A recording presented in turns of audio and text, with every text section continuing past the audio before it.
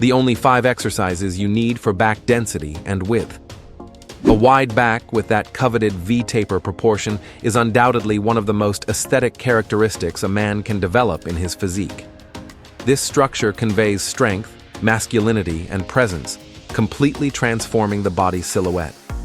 However, many spend years going to the gym almost every day and still end up with those square backs like SpongeBob, without any visible progress. The worst part is that most have no idea why this happens, to the point where they think training back is practically useless. That's why today you'll see the 4 main training mistakes that prevent your back from growing, and also the only 5 exercises you really need to build density and width effectively. Before we begin, please tell us in the comments your name and the city where you're watching our content from. We'd love to know. Mistake number 1. Doing the work mostly with the biceps. This is probably the most common and most frustrating mistake practitioners make in back training. The dorsal region is composed of various muscles that work together, including the latissimus dorsi, middle and lower trapezius, rhomboids, and teres major. The problem arises when the person cannot establish an adequate neuromuscular connection with these muscles and ends up excessively recruiting the biceps during pulling and rowing movements. The result of this is devastating for back development because the biceps are significantly smaller muscles and end up fatiguing much before the dorsal muscles can receive the necessary stimulus for hypertrophy. It's like trying to build a house starting with the roof without having erected the main walls. You'll notice you're making this mistake when your biceps burn intensely during back exercises, but you barely feel activation in the dorsal region. To correct this, imagine that your hands are just hooks holding the bar or cable. The mental focus should be on pulling the elbows back and down, not on bending the arms. A valuable tip is to start each repetition thinking about bringing your elbows toward your back pants pocket. Training with wider grips can also help reduce excessive biceps involvement and direct more tension to the lats. Mistake number 2. Not retracting the scapulae before starting the movement. Scapular retraction is absolutely crucial to maximize recruitment of the back muscles and protect the shoulder joint during pulling and rowing exercises. When you don't adequately retract the scapulae, the shoulders end up rolling forward, which places the entire load of the movement on the anterior deltoids and the shoulder joint itself, structures that were not designed to support this demand. Besides drastically increasing the risk of rotator cuff injuries, this mistake prevents the middle back muscles from being adequately activated. The rhomboids and middle trapezius, responsible for adding that impressive thickness when viewed from the side, simply cannot work efficiently without scapular retraction. The correct movement consists of, even before starting the pull or row, consciously bringing the scapulae closer together, as if you were trying to hold a pencil between them. Only after establishing this position should you pull the load. Throughout the entire movement, maintain this active retraction. Many people relax the scapulae in the middle of the repetition, completely losing tension in the target muscles. A useful progression to develop this motor pattern is to practice only scapular retraction hanging from a pull-up bar, without performing any pull, just elevating the body a few inches through the approximation of the scapulae. Mistake number 3. Not controlling the eccentric phase. The eccentric phase, the one where you return the weight to the starting position in a controlled manner, represents about 40 to 50% of your total muscle hypertrophy potential. Ignoring this portion of the movement is literally throwing half of your gains in the trash. What happens in practice is that many people concentrate exclusively on pulling the load, but allow it to return quickly, using only the force of gravity and weight. This uncontrolled return completely eliminates muscle tension during the eccentric phase, which is precisely when the greatest productive muscle damage occurs, the kind that stimulates the growth process. Additionally, when you drop the load abruptly, you significantly increase stress on the joints and tendons. To correct this mistake, you should take 2 to 3 seconds to return the weight to the starting position on each repetition. Feel your dorsal muscles being stretched in a controlled manner and maintain constant tension. If you cannot control the eccentric phase, the load is too heavy. It's preferable to reduce the weight by 10 to 20% and execute the complete movement correctly than to use a load that only allows half a repetition. Your muscles don't know how. Much weight is on the bar. They only respond to the mechanical tension applied, and this tension needs to be present in both phases of the movement. Mistake number 4. Choosing exercises that don't complement each other. This is probably the most subtle but equally devastating mistake for complete back development. Many practitioners build their workouts choosing 3 or 4 exercises that work essentially the same muscular portion at the same angle. For example, doing wide grip pull down, high cable pull with medium grip, and triangle pull down in the same session. Although they seem like different exercises, they all primarily emphasize the latissimus dorsi through a vertical pulling movement with the humerus close to the body. The result is that you repeatedly bombard the same region while leaving other areas completely neglected. The back is formed by muscular layers that respond to different pulling angles, different ranges of motion, and different movement planes. For complete development, you need exercises that work vertical pulls for width, horizontal rows for thickness, unilateral movements to correct asymmetries, and variations that emphasize different portions of the trapezius and rhomboids. The intelligent combination of complementary exercises is what separates those with mediocre backs from those who develop that truly impressive dorsal structure. Now that you already know the main mistakes that sabotage your back growth, let's move on to the 5 exercises that really work and complement each other perfectly. Exercise number 5, bent over dumbbell row. The bent over dumbbell row is one of the most complete exercises for building density and thickness in the dorsal region. This movement intensely works the latissimus dorsi, rhomboids, middle and lower trapezius, in addition to significantly recruiting the spinal erectors as stabilizers. What makes this exercise particularly valuable is its ability to allow a greater range of motion than barbell versions, since the dumbbells don't collide with the torso. To execute it correctly, position yourself with feet shoulder width apart.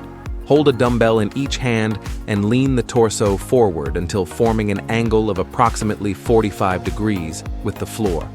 Maintain a neutral spine with a slight natural lumbar curve, never rounded. Leave the arms extended with palms facing the body.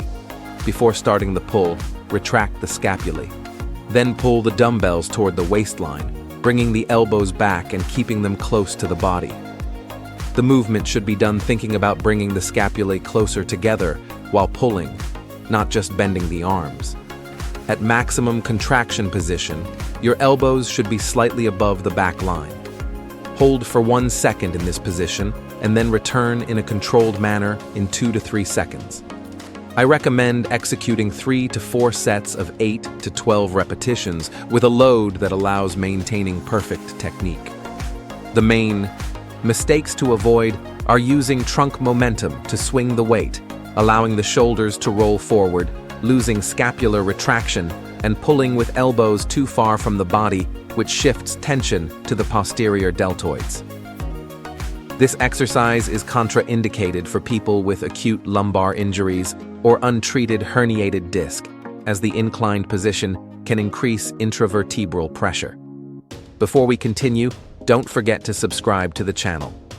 Having constant access to science-based information is what will make you progress with health in the long term in the bodybuilding world. Exercise number 4, pull down. The pull down is the fundamental exercise for developing back width and creating that coveted V-shaped silhouette. This movement primarily works the latissimus dorsi, mainly emphasizing its upper and lateral fibers, which are responsible for width when viewed from the front. The teres major is also intensely recruited, contributing to filling the region just below the armpits. To execute correctly, sit in the pull-down machine and adjust the thigh support so it's firm but comfortable. Grab the bar with a pronated grip approximately 8 inches wider than shoulder width on each side. With arms extended above the head, lean the torso slightly back, about 10 to 15 degrees. This small angle is crucial to optimize latissimus dorsi recruitment. Retract the scapulae and then pull the bar toward the upper chest, thinking about bringing the elbows down and slightly back. Keep the chest puffed out throughout the movement. The bar should descend to approximately the clavicle line or just below. Hold the contraction for 1 second and return in a controlled manner. You'll know you're doing it right when you feel an intense stretch in the lats in the extended arms position and a strong contraction in the final position. For beginners, I recommend starting with 3 sets of 10 to 15 repetitions, focusing on feeling the muscle working before increasing the load. Execute 4 sets of 8 to 12 repetitions when you've already mastered the motor pattern. The most common mistakes include using excessive trunk momentum, transforming the exercise into a full body movement, pulling the bar too far down to the abdomen, which reduces lat activation, and not fully extending the arms at the top, losing range of motion. This exercise doesn't present significant contraindications, but people with rotator cuff injuries should be cautious with very wide grips.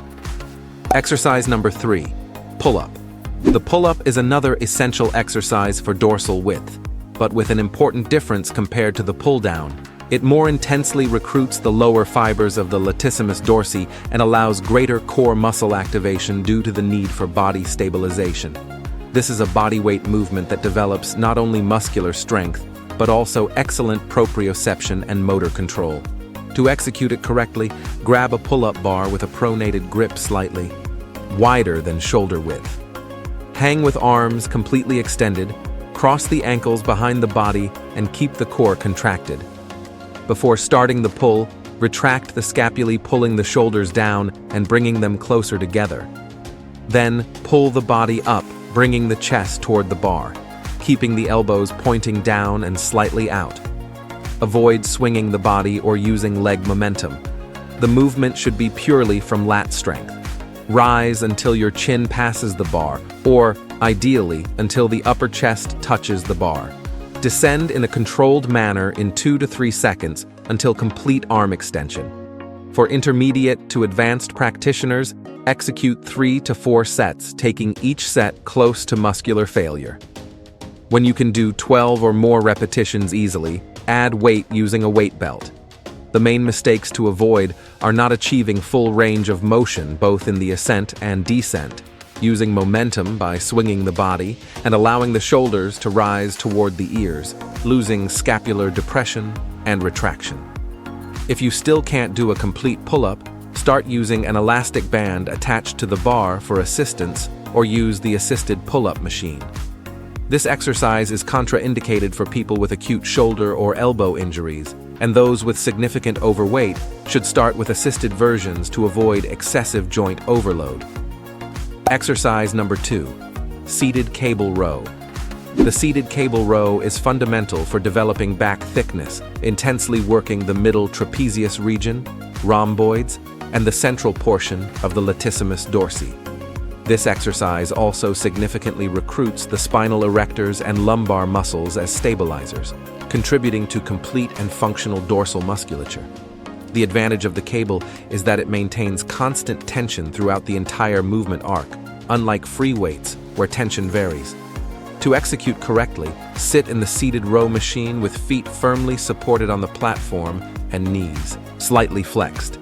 Grab the cable with both hands using a triangle or straight bar, depending on the variation.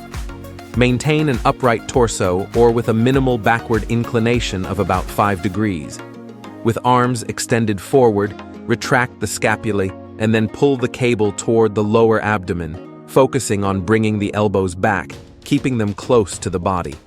Imagine you're trying to touch your elbows together behind your back.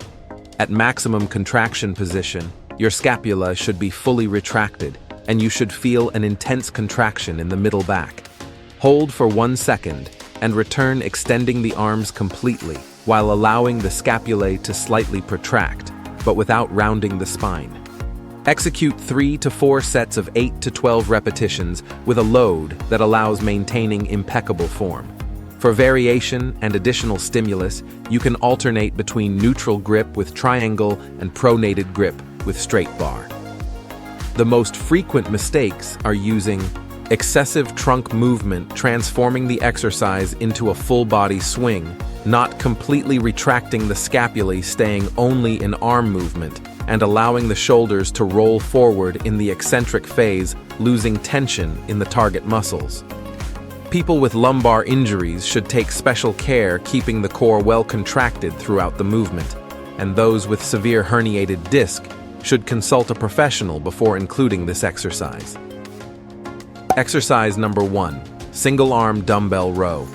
The single-arm dumbbell row is the perfect exercise to correct muscular asymmetries, work each side independently, and allow an even greater range of motion than the bilateral row. This movement intensely recruits the latissimus dorsi, rhomboids, and middle trapezius, with the additional advantage of requiring greater core stabilization due to unilateral work. To execute it correctly, position yourself beside a bench. Support the knee and hand of the same side on it, keeping the other foot firm on the floor. Your torso should be practically parallel to the ground, with the spine in neutral position. Grab the dumbbell with the free hand, leaving the arm extended perpendicular to the floor. Before pulling, retract the scapula of the side being worked. Then pull the dumbbell toward the hip, keeping the elbow close to the body and rising until it's slightly above the back line.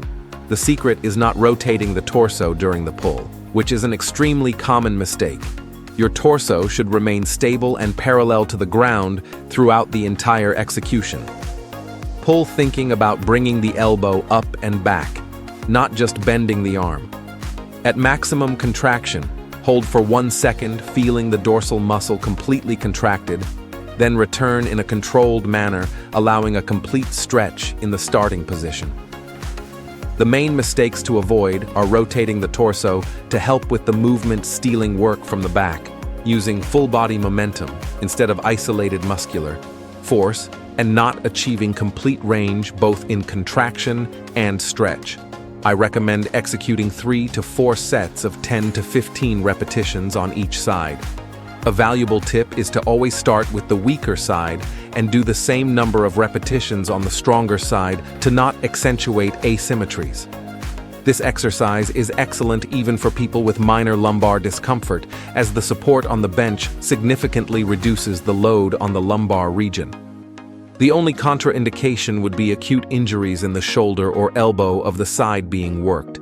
If you enjoyed this and want to also discover a complete chest workout with exercises that complement each other, activating different portions and different fiber orientations, we left a video appearing right now on the screen showing each of them better. Don't miss checking it out. Thanks for watching until here, and may God bless you, my friend.